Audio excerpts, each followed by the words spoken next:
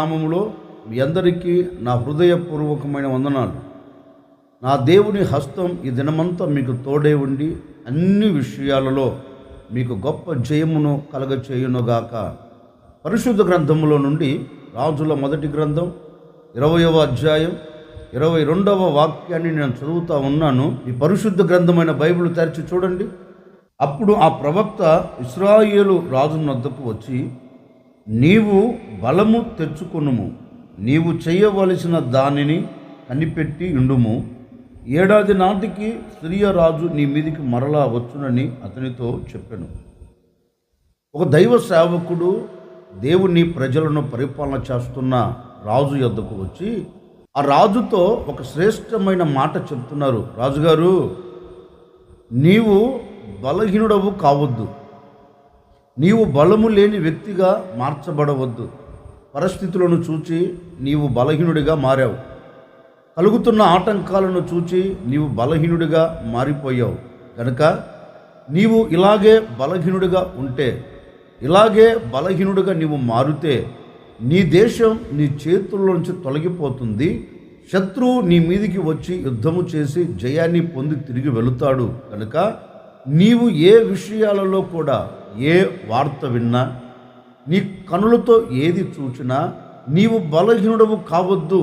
కనుక నీవు బలము తెచ్చుకో, నీవు బలము తెచ్చుకొని జరగవలసిన వాటిని క్రమము తప్పకుండా నువ్వు జరిగించు. నీవు ఎప్పుడైతే బలము తెచ్చుకొని జరగవలసిన వాటిని నీవు క్రమము తప్పకుండా జాగ్రత్త పడి నువ్వు జరిగిస్తావో నీ దేవుడు నీకు తోడై ఉంటాడు. కనుక ఏ విషయాలలో కూడా నీవు బలహీనుడవు కాకుండా నీవు బలాన్ని తెచ్చుకో అని దైవ సేవకుడు రాజు యొద్దకు వచ్చి రాజుతో చెప్తున్నాడండి. ఈ మాట చెప్పేదానికి కారణం ఏంటి అంటే, రాజు బలహీనపరచబడుతూ వచ్చాడు, రాజు బలహీనుడిగా మారాడు. కలుగుతున్న పరిస్థితులు కావచ్చు, తన ఎదుట నిలబడిన శత్రువులను చూచి కావచ్చు, లేకపోతే దేశంలో కలుగుతున్న అలజడి కావచ్చు, ఏదైనా కావచ్చు అండి. దేశములో ఉన్న రాజుకు దేని వలన భయం కలిగి, దేని వలన భయం ఆవరించి ఒకవేళ బలహీనుడిగా మార్చబడ్డాడో తెలియదు.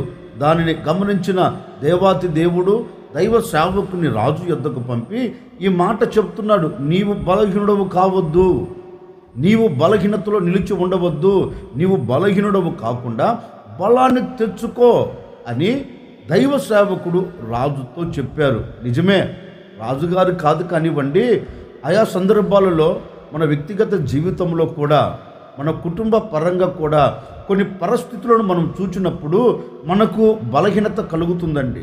ఇక నేను ఇది జయించలేనులే, ఇది నేను సాధించలేనులే, ఇక దీని మీద నేను జయాన్ని చూడలేనులే అనే ఒక బలహీనత మనల్ని వెంటాడుతుంది. బలముగా ఉండవలసిన వారిని, ధైర్యముగా నిలబడవలసిన వారిని, దేవుని వాక్యాన్ని చేతపట్టుకొని బలాన్ని పొందుకొని ధైర్యముగా అడుగులు వేయవలసిన వారిని ఈ రోజున పరిస్థితులను చూచి, కంటికి కనబడుతున్నవే కావచ్చు, చెవికి వినబడుతున్నవే కావచ్చు, మనస్సుకు తగిలిన వాటి విషయంలో కావచ్చు, మనం ఏమైపోతున్నామంటే బలహీనులుగా మార్చబడుతున్నామండి. బలహీనులుగా మార్చబడుతున్నందువలన మనకు కలిగేది ఏంటంటే కన్నీరు, మనకు కలిగేది ఏంటంటే అపజయం, అపజయపు అంచులో నిలబడుతూ ఉన్నాం, కన్నీటి మయములో మునిగి తేలుతూ ఉన్నాం. వీటన్నిటికీ కారణం ఏంటి అంటే మనము బలహీనులుగా మార్చబడుతున్నాం. బలవంతులుగా ఉండవలసిన మనము, ధైర్యవంతులుగా ఉండవలసిన మనము దినదినము ఏమవుతున్నామంటే పరిస్థితులను చూసి బలహీనులుగా మార్చబడుతున్నారు. ఒక సేవకుడిగా ఈ ఉదయకాల సమయంలో నేను మీతో చెప్పాలి అనుకున్న నా దేవుని మాట ఏంటంటే, ఒకవేళ ఏ విషయాల్లో నీవు బలహీనపరచబడుతూ వచ్చావో నాకు తెలియదండి.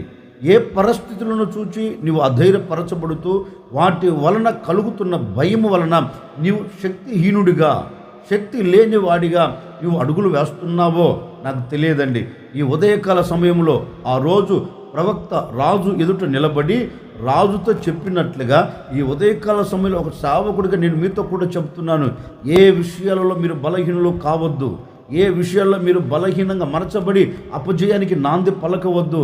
కనుక మీరు బలవంతులుగా నిలబడగలిగితే, మీరు బలాన్ని తెచ్చుకోగలిగితే, మీరు బలాన్ని పుంజుకునేటట్లుగా దేవుని పాదాలు పట్టుకొని దేవుణ్ణి అడగగలిగితే, ఈ దినము నుండి రాబోతున్న దినాలలో నీ ఎదుట నిలబడి ఏ శ్రమ నిన్ను భయపెట్టకుండా, ఏ ఆటంకాలు నిన్ను బలహీనుడిగా మార్చకుండా నా దేవుడు నీ పట్ల అద్భుతమైన కార్యం జరిగించబోతూ ఉన్నారు.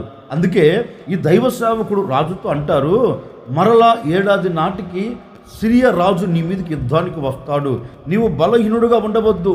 రాబోతున్న రోజుల్లో నువ్వు జయము చూడాలి అంటే నీవు బలాన్ని పొందుకో అని దైవ సేవకుడు అతనితో చెప్పాడు. నేను కూడా మీతో చెప్తున్నానండి, రాబోతున్న దినాలలో ఇప్పటి వరకు జరిగిన విషయాల్లో బలహీనుడిగా మార్చబడ్డావేమో, జరిగిన విషయాలన్నింటినీ తలంచుచు కుప్పగా పోల్చబడుతున్నావేమో, జరిగిన విషయాలను తలంచుచు ఒకవేళ హృదయము నిండా బాధను పెట్టుకొని కంట కన్నీరు కారుస్తూ ఇక దీనిలో నుంచి నేను బయటికి రాలేను, ఇక నేను విజయాన్ని చూడలేను అనే ఆలోచనతో నువ్వు సన్నగిల్లిపోయి సతికిలపడి అలాగే కుప్పగా కూల్చబడి నువ్వు కన్నీరు కారుస్తున్నావేమో, నీకే నా దేవుడు ఒక శుభవార్త చెబుతూ ఉన్నారు. కాదు, రాబోతున్న దినాలలో నీవు జయము చూడాలి అంటే, రాబోతున్న దినాలలో పరిస్థితుల మీద నీకు జయము కలగాలి అంటే నీవు బలము తెచ్చుకో. నీవు బలము తెచ్చుకొని నిలబడగలిగితే రాబోతున్న రోజుల్లో విజయము నీదే. రాబోతున్న దినాలలో విజయాన్ని నువ్వు చూడగలుగుతావు. రాబోతున్న దినాలలో అపజయం నీ ముంగిట నిలబడకుండా దేవుడు నీకు తోడేటి గొప్ప జయాన్ని కలగ చేస్తాడు. అందుకే ఈ ఉదయకాల సమయంలో ఒక చిన్న నిర్ణయం, ఏ విషయాలు నువ్వు బలహీనుడవు కాకుండా, ఏ విషయాలలో నీవు అధైర్యపరచబడకుండా నీవు బలాన్ని తెచ్చుకొని నిలబడితే జయం నీ వాకిట నిలబడుతుందండి, జయం నీ ముంగిట నిలబడుతుందండి, జయానికి నీవు నాంది పలకగలుగుతావు. అలాంటి కృప నా దేవుడు మీకు సమృద్ధిగా దయచేయునుగాక. అందుకే వాక్యంలో రాయబడినట్లుగా, వాక్యం సెలవిచ్చినట్లుగా ఈ దినము నుండి నీవు బలమును తెచ్చుకొని నీవు నిలిచి ఉండగలిగితే జయం నీ వాకిట ముంగిట నిలబడుతుందండి. జయం నీ ముంగిట నిలబడి పలకరిస్తుంది. ఎలాంటి ఆటంకాలు ఇక నీ ఎదుట నిలబడకుండా దేవుడు తీసివేయబోతూ ఉన్నారు. అందుకే దైవ సేవకుడు అంటారు, నీవు బలము తెచ్చుకునుము అంటారు. నిజమే, ఒక వ్యక్తి దేవుని సన్నిధిలోనికి వచ్చి బలాన్ని తెచ్చుకోగలిగితే, బలాన్ని తెచ్చుకుంటే ఆ వ్యక్తి ఏ విధంగా ఆశీర్వాదకరంగా నిలబడతాడు? పరిశుద్ధ గ్రంథములో నుండి ఒక్క మాట నేను మీకు జ్ఞాపకం చేస్తాను, జాగ్రత్తగా ఆలకించండి. ఓసారి దేవుని పేరు పెట్టబడిన ప్రజలు శత్రువుల మీద విజయాన్ని చూచి ఆనందంగా గడుపుతున్న రోజులు గతించిపోతూ ఉన్నాయి, దినాలు దొరికిపోతూ ఉన్నాయి. శత్రువులు దేవుని ప్రజల పేరు వింటేనే వారు భయపడుతూ పారిపోతున్న ఆ దినాలు. అలాగే రోజులు గతించిపోతున్నాయి, శత్రువులు భయాన్ని పట్టుకొని అడుగులు వేస్తున్నారు. దేవుని ప్రజలు ఆనందకరంగా గడుపుతున్న ఆ రోజులు గతించిపోతున్న ఆ తరుణములో ఉన్న పాటున్న ఈ శత్రువులు దేవుని ప్రజల మీదకి విరుచుకపడి దేవుని ప్రజల మీద శత్రువులు జయాన్ని చూచారు. ఇప్పుడు ఈ శత్రువుల ఎదుట దేవుని ప్రజలు నిలబడలేక చల్లా చెదురైపోయారు. వీటన్నిటికీ కారణం ఏంటి అంటే లేఖనము చెబుతుంది, వీరు దేవుని మాటను తిరస్కరించారని, దేవుని అడుగు జాడలలో నడిపించబడక వారికి నచ్చిన మార్గాలలో నడిపించబడుతూ వచ్చారని లేఖనం సెలవిస్తుంది. దేవుని ఆజ్ఞను మీరారు గనుక శత్రువుల ఎదుట నిలబడలేకపోయారు. దేవుని ఆజ్ఞ ప్రకారం నడిపించబడినంతకాలం శత్రువులు దేవుని ప్రజలకు భయపడ్డారు. ఎప్పుడైతే ఆజ్ఞను మీరారో ఇప్పుడు శత్రువులను చూచి దేవుని ప్రజలు భయపడి పారిపోయి చల్లా చెదురై, తల్లి జాడ పిల్లకు లేదు, పిల్ల జాడ తల్లికి లేదు, చెట్టుకొకరు పుట్టకొకరుగా మలచబడి పోయారు. ఈ ప్రజలందరూ చల్లా చెదురైపోయి బాధపడుతూ కన్నీరు కారుస్తున్నారు. ఎందుకు ఇలా జరుగుతూ వచ్చింది? మాకే ఎందుకు ఇలా జరగాలి? మేమే దొరికామా అన్నట్లుగా ఈ ప్రజలు వాగుల్లో, వంకల్లో, చెట్ల పొదల్లో, బండ సందులలో చేరి కన్నీరు కారుస్తున్నారు. అంటే వీళ్ళ కన్నీరుకు కారణం వీరి అవిధేయతే అని చెప్పవచ్చు. వీళ్ళ కన్నీళ్లకు కారణం వీరి ప్రవర్తనే అని చెప్పొచ్చు. వీరి ప్రవర్తనను బట్టి, వీరి అవిధేయతను బట్టి వీరు కన్నీరు కారుస్తున్నారు. రోజులు గతించిపోతున్నాయి. ఒకరోజు ఈ ఇశ్రాయేలీయులలో నుంచి ఒక వ్యక్తి పారిపోయి ఒక చోట చేరి తనకు తానే దూషించుకుంటున్నారు. ఇంకా ఏంటి జీవితం, ఇక ఏంటా ఈ బ్రతుకు, మేము శత్రువుల ఎదుట నిలబడలేకపోయాం, కడుపు నిండా అంత ఆహారం తినలేకపోతూ ఉన్నాం, ఇంతటి అవమానాన్ని మేము అనుభవిస్తూ వస్తూ ఉన్నాం అని తనకు తానే బలహీనుడిగా మలచబడి, బలహీనుడిగా మార్చబడి, ఒక చోట కుప్పగా పోల్చబడి కన్నీరు కారుస్తున్నాడు. కన్నీరు కారుస్తూ మనస్సులో ఒక ఆలోచన తలంచుచున్నాడు. ఇక వీరి మీద మాకు జయమంటూ కలగదా? వీరి మీద ఇక మేము జయాన్ని చూడలేమా? ఇక వీరి ముంగిట మేము నిలబడకుండా పారిపోవటమేనా?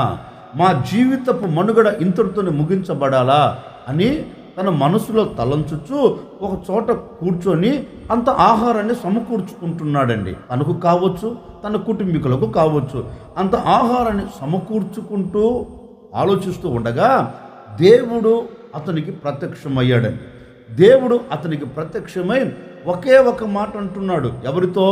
బలహీన పరచబడిన వానితో. ఎవరితో? సొమ్మసిల్లిపోయి, సొక్కిపోయి, నిరాశలో, నిస్పృహలో చేరిన వానితో.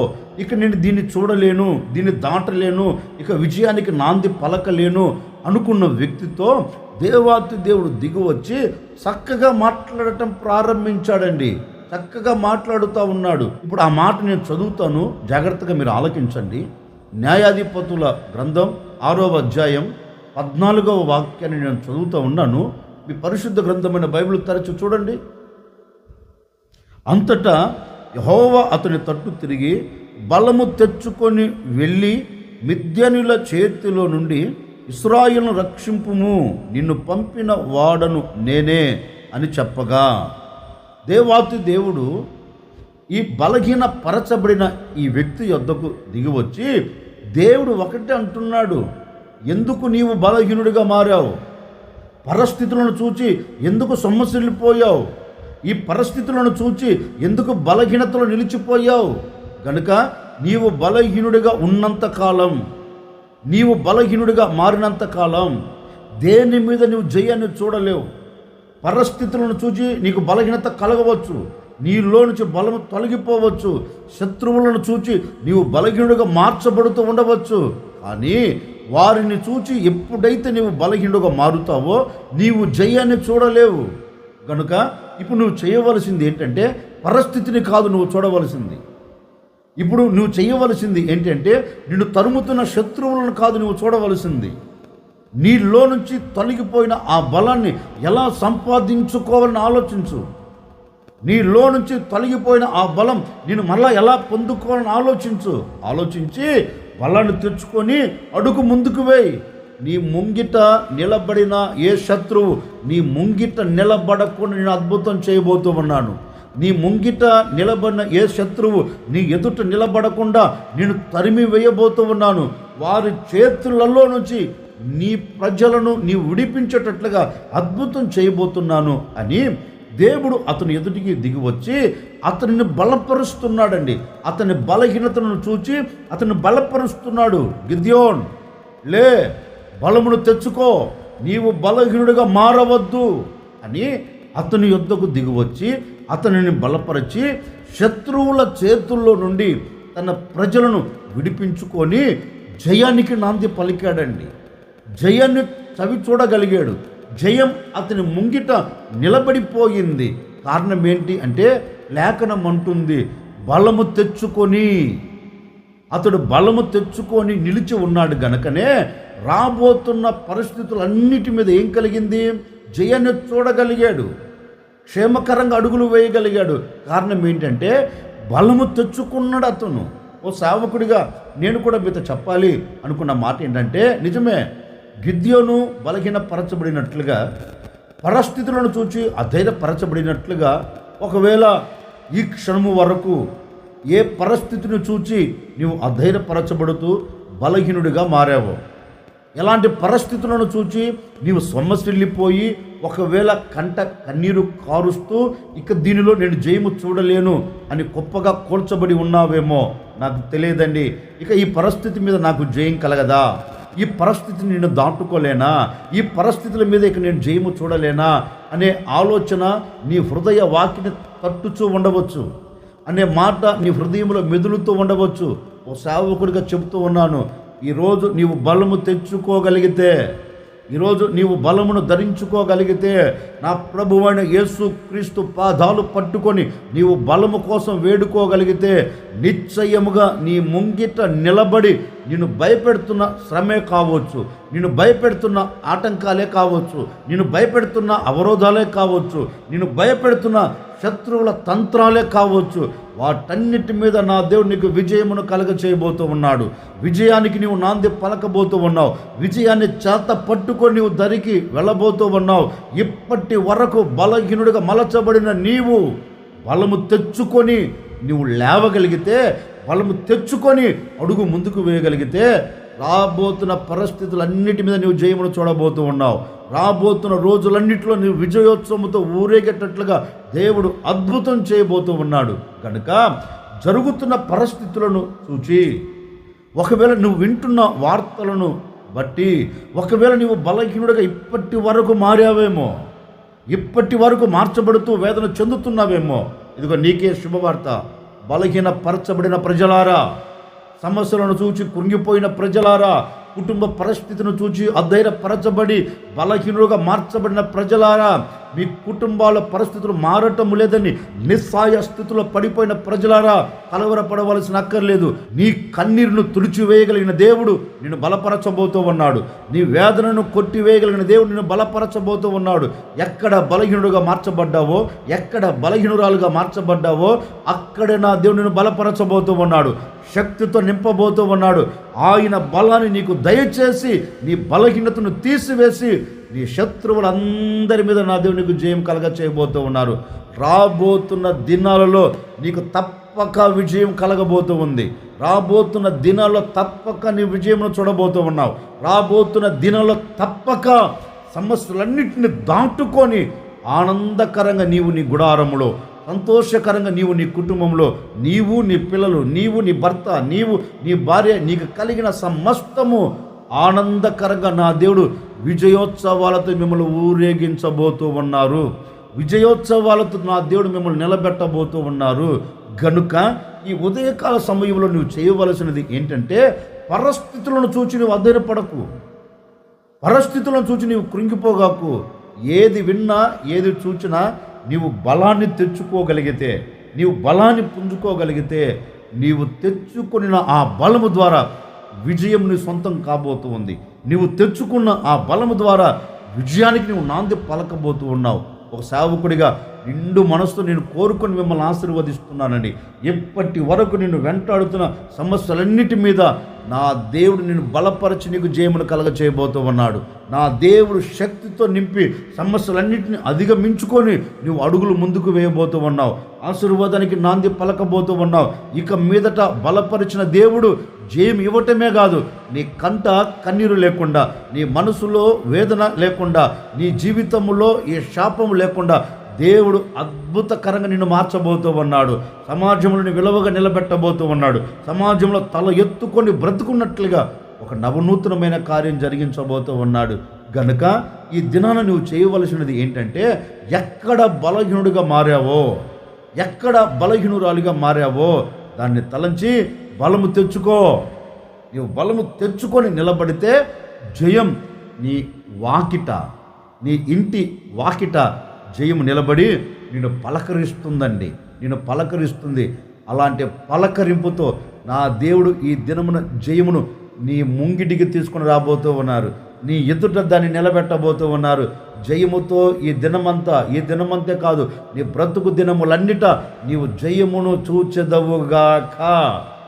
అందుకే దైవ సేవకుడు రాజుతో అంటారు, ఎక్కడే కానీ ఎప్పుడే కానీ నీవు బలహీనుడవు కాకుండా బలాన్ని తెచ్చుకో. రాబోతున్న పరిస్థితులపైన నీకు విజయం కలుగుతుంది అని దైవ సేవకుడు రాజుతో చెప్పారండి.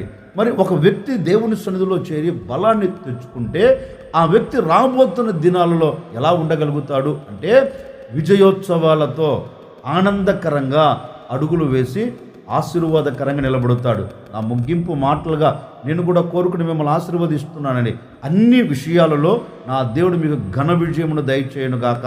నీ వ్యాపారంలో విజయం కలుగునుగాక, నీ చేతి పనుల విజయం కలుగునుగాక, నీ బిడ్డల జీవితంలో విజయం కలుగునుగాక, నీ కుటుంబ పరంగా విజయం కలుగునుగాక.